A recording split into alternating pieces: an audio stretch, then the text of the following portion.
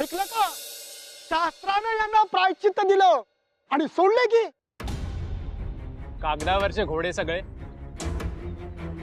शास्त्राचा धर्माचा विचार केला तर आपल्यासाठी हे सगळे आजही बहिष्कृतच आहेत. आणि ते रानडे त्यांनी घेतले म्हणे सर्वांसमोर प्रायश्चित्त.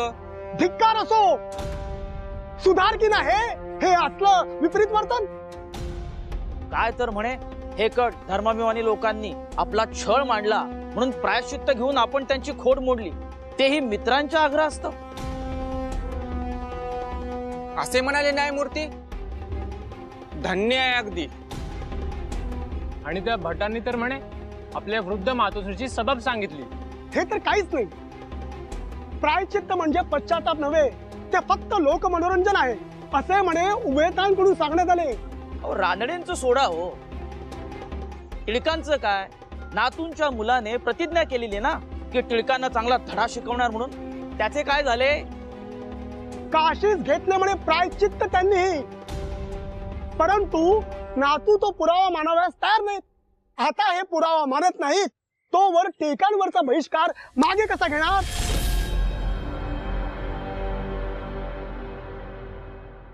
कसं होईल माझ्या पोरीच्या लग्नाचं? लग्नाचा मुहूर्त जवळ आलाय, बाकी सगळी तयारी झालीये, पण लग्न लावायला गुरुजीच मिळत नाहीयेत. आधीचे गुरुजी तोंडही दाखवायला तयार नाहीत, गेले ते गेलेच. परमेश्वरा, कसलीही परीक्षा बघतोयस रे बाबा. बोला. मी उपाध्याय न्यायमूर्ती रानडेंनी मला पाठविले आहे. होय, काय काम काढलत? तुम्हाला उपाध्यायांची गरज आहे आणि घरात मुलीचे कार्य काढले आहे असे कळले म्हणून. अगदी बरोबर ऐकलंय तुम्ही, परंतु आज कुठलाही मुहूर्त नाही आणि लग्न तर आज नाहीच नाही. अहो, असं काय करताय? मुहूर्ताची अक्षत ठेवायला जायला नको का? मुहूर्ताची अक्षत ना द्या ना, मी कुठे थांबवलंय? पण ही कसली रीत आहे? दर्शनास म्हणून जायचे आणि अक्षत ठेवून परत यायचे, इतकी साधी गोष्ट. आता सोहळा कसला करताय? अहो पण मी तुझे या बाबतीत काहीही ऐकायचो नाही. हे असलं वाजंत्री, ताशा आणि मिरवणुका मला जमायचं नाही. ठरलं म्हणजे ठरलं, चर्चा नको. घरातलं पहिलं कार्य आहे, सगळं काही रीतीला धरून व्हायला नको. माफ करा, मी लहान तोंडी मोठा घास घेत असेन कदाचित, परंतु या ग्रामण्याच्या काळात जरी तुम्ही उभयतांनी अक्षता दिलीत तरी त्याचा गाजा वाजा झाल्याशिवाय राहणार नाही. पण मग आता काय करावं म्हणताय? यावर मार्ग म्हणजे तुम्ही तुमच्या मूळस्थानी कोकणात जाऊन अक्षत करू शकता. नाही, अजिबात नाही. म्हणजे या रिकाम टेकड्या पुणेकरांना घाबरून मी कोकणात जावं असं म्हणणं आहे का आपलं? जमायचं नाही. इतकंच असेल तर स्वतःच्या घरातल्या देव्हाऱ्यात मी अक्षत ठेवीन. का पण? का आपण सगळं असं चोरट्यासारखं करायचंय घरातल्या घरात?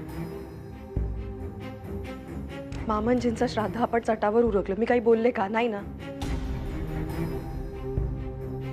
मग आता लेकीचं कार्य सुद्धा असंच उरकून घेऊ म्हणताय?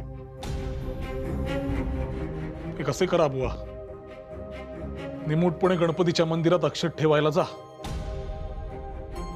तिथे कुणी काही हटकलं तर मी जवळच आनंदोद्भव थिएटरात बसलेला असेन सभेत. मला येऊन सांगा कुणाची काय हरकत आहे, मी पाहतो. चला. येतो मी. थांबा गुरुजी, मला विचारायचंय काही.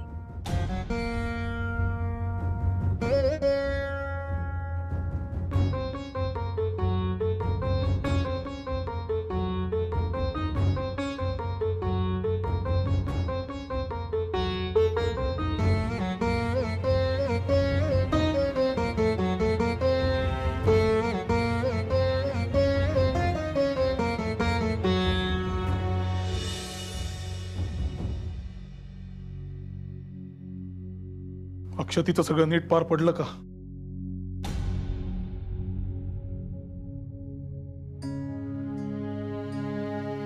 काय अर्थ या चिडचिडीचा? सकाळपासून पाहतोय तुझी धुसफूस आपली चालूच. तुझा त्रागा मला समजत नाही असे नाही, परंतु माझ्या सामाजिक आचारनीतीतले हे एक आद्य तत्वच होते.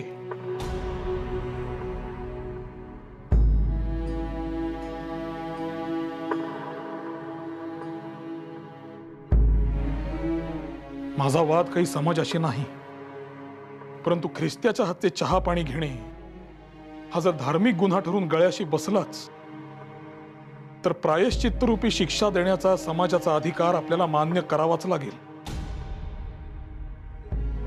परंतु हा समष्टीरूप समाजाचा अधिकार जरी मान्य केला तरी आपल्याशी वाद घालणाऱ्या या प्रतिपक्षीय व्यक्तींचा हेकेखोरपणा मात्र मी सहन करणार नाही.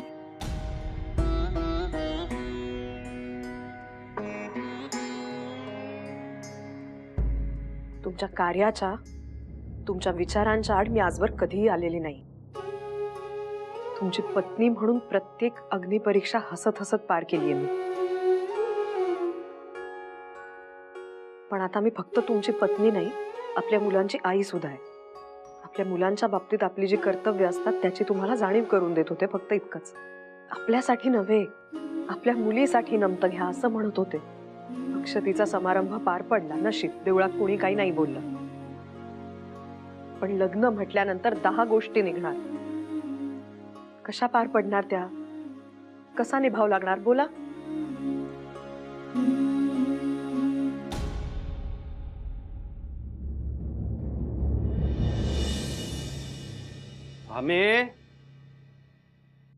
पामे मामनजी पाणी दे जरा. घ्या. जेवढी जमतील तेवढी आमंत्रण करून झाली आहेत, तर किती लोक येतात बघू. कसं करायचं हो मामनजी, तुम्हीच सांगा.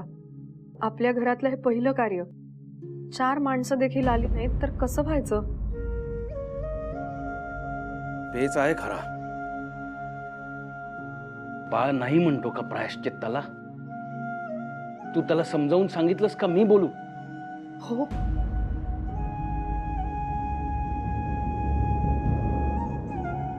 ऐकले? मुळात या विषयावर मला कोणी काही समजावणे लागतच नाही.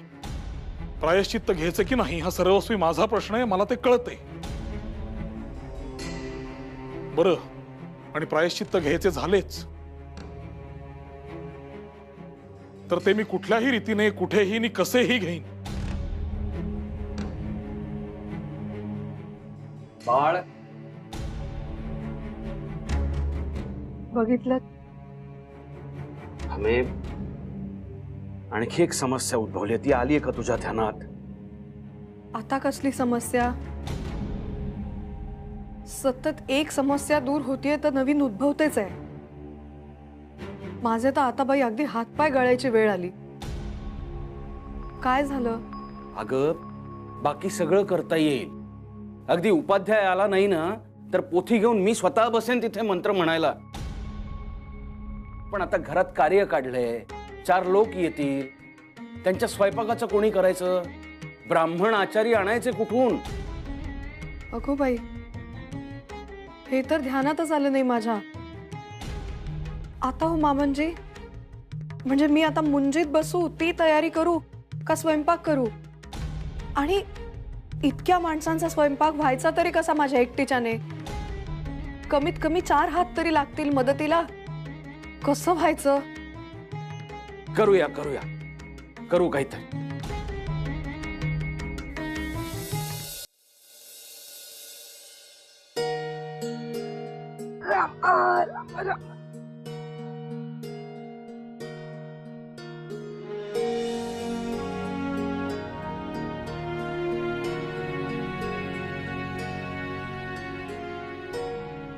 कोण?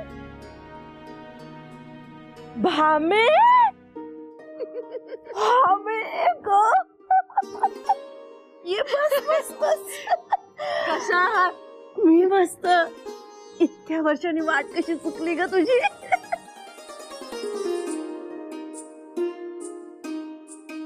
ही कोण ग? ओळखा भाऊ तुम्हीच? कृष्णी.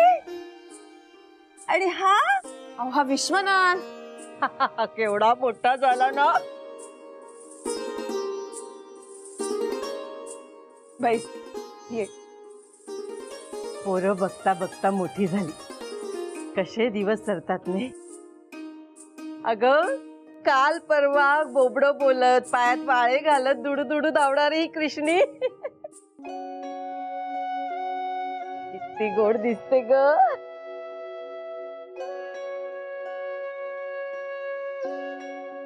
मी मेली बोलत काय बसली.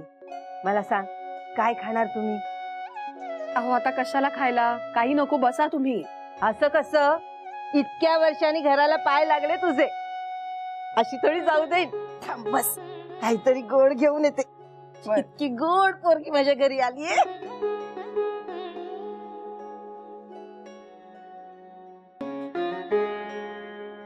सावकाश. आता त्रास होतो ग बस. हा. घे ग, मी घेऊन बघते चव.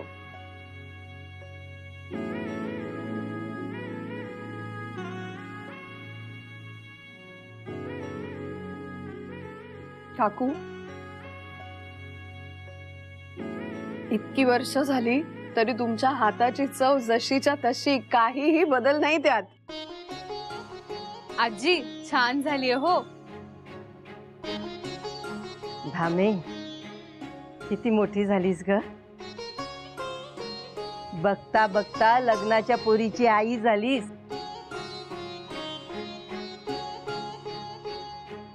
हो म्हणजे खरं तर माझं त्याच संदर्भातलं एक काम होतं तुमच्याकडे. तुम्हाला विचारायचं होतं की तुम्ही कराल का? अगं, तुझं काम आणि माझ्याकडे बोल ना.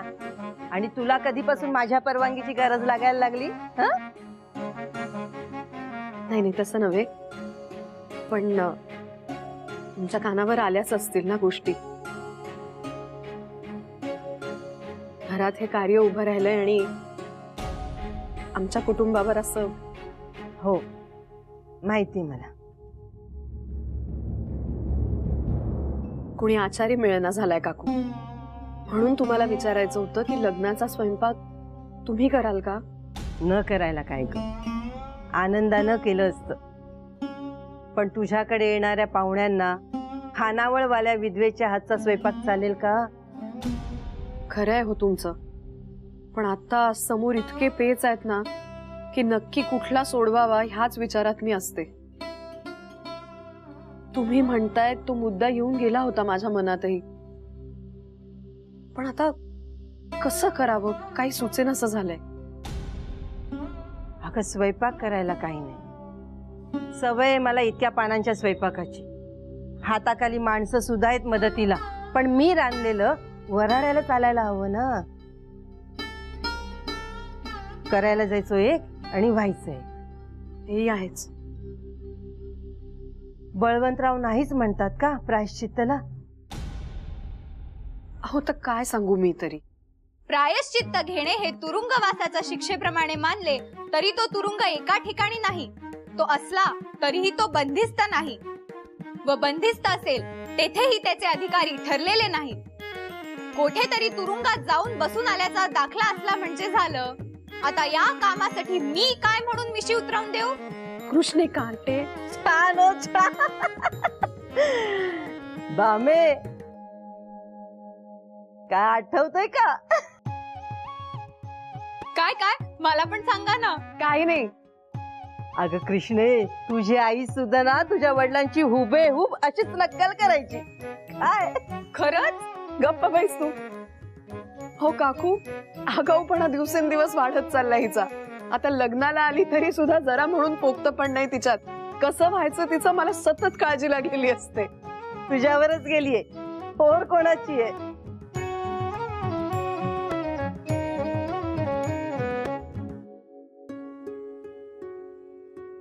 आमच्या मते देशकाल व समाज यांची स्थिती लक्षात आणून मग काय सुधारणा करणे असेल ती करावी. आम्ही सर्वच संसारी आहोत, सर्वांच इष्ट आप्त सोयर असून त्यांनी आपणाबरोबर व आपण त्यांच्याबरोबर आनंदाने राहावे अशीच आमची इच्छा आहे. अशा स्थितीत जी सुधारणा करणे असेल ती आपल्या मर्जीप्रमाणे होईल असे नाही. काही प्रसंगी समाजाचे म्हणणे आपल्याला मान्य करावे लागेल, परंतु काही प्रसंगी आपले म्हणणे समाजास पटवून देणे इष्ट होईल. असा देवघेवीचा प्रकार चालू राहिला म्हणजे जी सुधारणा होईल ती कायमची असेल. परंतु ज्याला केवळ आपल्या डोक्यातल्या कल्पना अंमलात आणावयाच्या असतील त्याने सहाराच्या वाळवंटात आपले झोपडे बांधून तेथे खुशाल आपल्या मनाला मानेल तसे आचरण करावे. परंतु ज्याला समाजात रुजायचे आहे त्याने वर सांगितलेल्या तडजोडीच्या प्रकाराचा स्वीकार केला पाहिजे. आणि म्हणूनच आम्ही आधीच सर्व काशी यात्रा करून काय ते प्रायश्चित्त घेतले आहे.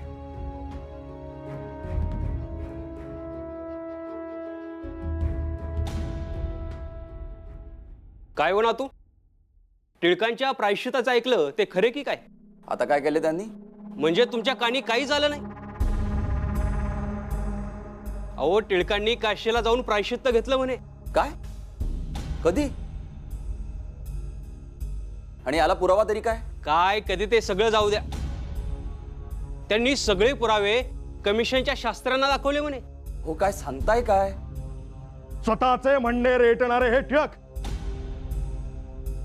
मी म्हणतो पुण्यातच झाले नसते की काय प्रायश्चित्त? खरंय बळवंतराव स्वतःला खूप शहाणे समजतात. टिळकांचे गुरु सन्मित्र विष्णू शास्त्री यांचे तीर्थरूप कृष्ण शास्त्री यांनी 20 वर्षांपूर्वी साहेब लोकांच्या हातचा मुरावळा घेतला, खाल्ला नाही. परंतु त्याबद्दल चिपळूणकरांना साक्षौर प्रायश्चित्त घेऊन वर 500 रुपये दंड भरावा लागला. काय सांगता? मग आणि यांना असे कसे सोडता येईल? मीच बघतो कशी सुटका होते टिळकांची. ते शेंडी दाखवा किंवा श्राद्ध घाला, मान्य करा म्हणावं की आम्ही धर्मश्रद्ध नाही, आम्ही सुधारकच.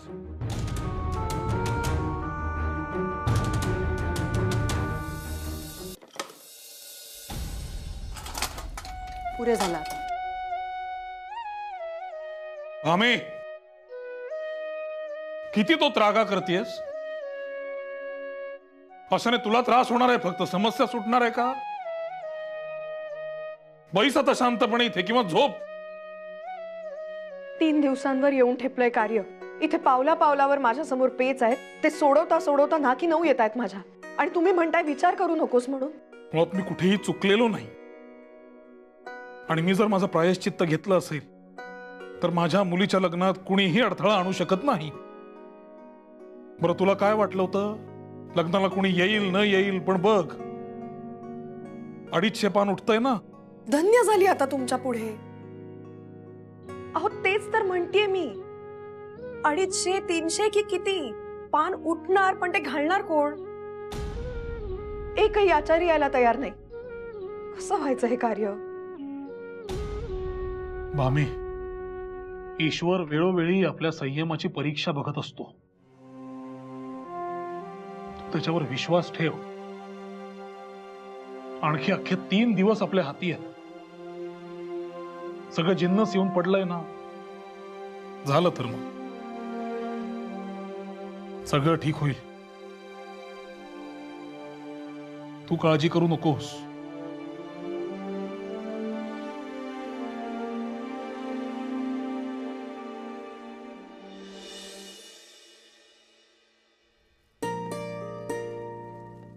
अगो बाई,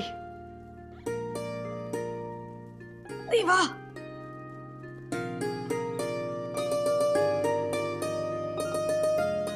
विश्वनाथ, ए विश्वनाथ, दिनू दादा आला का रे बाजारातून? ओटीचे खण आणायला पाठवलं होतं ना त्याला. अरे ऐकू जातंय का? मला कुणीतरी हे पातेलं चुलीवरून उतरवायला मदत करा भाऊ.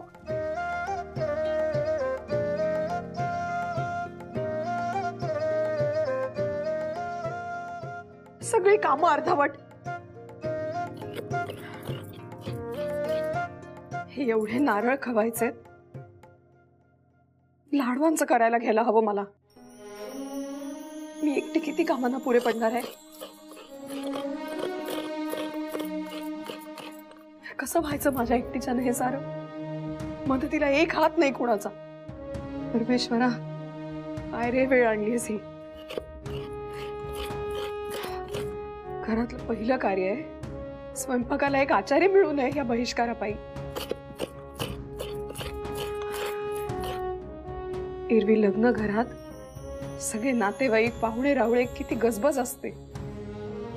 हा हा म्हणता 10 हातांनी 100 कामं उरकली जातात. इथे माझ्या एकटीच्याने 100 कामं कशी व्हायची आता?